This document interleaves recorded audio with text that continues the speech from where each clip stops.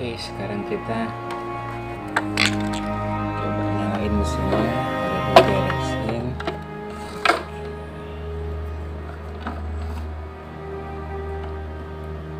Udah aman. Ini berhasil.